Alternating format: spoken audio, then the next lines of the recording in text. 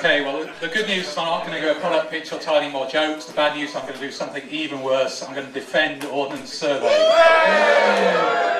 And if I get in 3 Shakespeare quotes, Stephen will get me a case of Lagavulin, I believe is the deal. Is that right, Stephen? Yeah, thank you.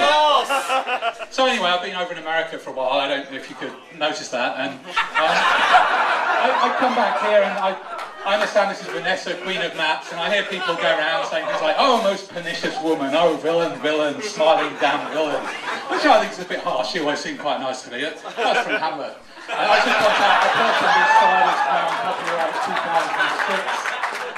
2006. But then you have the Free Our Data campaign from The Guardian, happens to be my favourite newspaper. They say our taxes fund the collection of public data.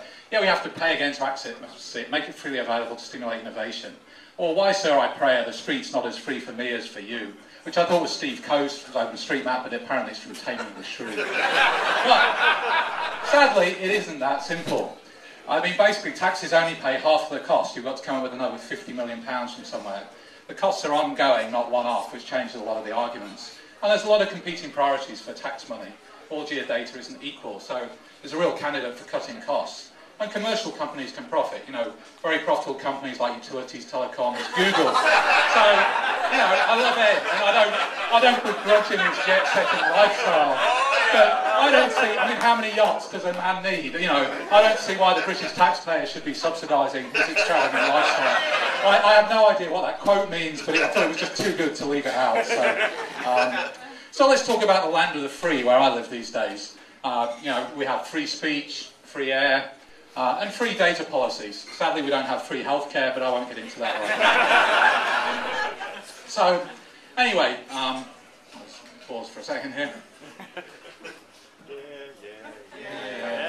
So, we had an election last year. You might have missed this bit, but this was widely regarded as a turning point in the campaign when, in a debate, John McCain said, I think we should raise taxes or cut spending on schools to do better mapping. His ratings just went way downhill from there. Now, I made that up, of course, but the point is, if he had said that, everyone would have thought he was crazy. But, you know, that's the situation that we find ourselves in. And so if you look at the USGS, the National Mapping Agency, in the mid-1980s they had 2,000 employees based on a mapping program. Now they have 250. Just gets cut compared to all these other priorities. So, you know, it's a tough thing. We'd all love free data. We'd like world peace as well, you know. But when you dig into it a little bit more, it's just more complex than you might think at first. So this is an example of a USGS topo map. You know, no offence, but it looks kind of old-fashioned. If you look at the inset data here, and you compare it with OpenStreetMap, there's, you know, it looks significantly different. It's missing this large building here, which is the Pepsi Centre, our basketball and ice hockey stadium. And it was built 10 years ago, and it's still not updated on the USGS maps. The other government data that you get in the US is tiger data, which is from the US Census Bureau.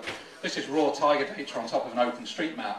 And if you look at it, it's a real kind of mess. I mean, it needs all kinds of cleanup, both graphically and topologically and so on. So, you know, the policy is that you get free data, but in effect, there is no good data that you can get.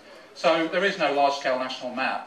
The result of this, all utilities and local governments do their own base mapping. So every town is mapped 4 or 5 times. It's done by the electric company, the gas company, the local authority. There's huge inconsistencies between those maps. There's often 100 foot or, you know, 30, 50 metres offset between those different maps. So it's a real mess, basically. So sadly, we have this situation where you get national mapping agencies, and you tend to find them in 1 or 2 positions. You've got a policy of free data, but the product is generally lacking. Or you've got a good product, but it's expensive. Now, obviously, we'd like to be here with a great product and free data, but, you know, we'd like world peace and so on as well. It's not very easy to get there.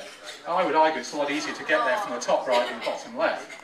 So, you know, there's a bit of a tendency to think the grass is always greener on the other side of the fence. I often hear from people, oh, it'd be fantastic if we had this free government data policy like you do in the US. And don't get me wrong, I mean, I agree with sharing government data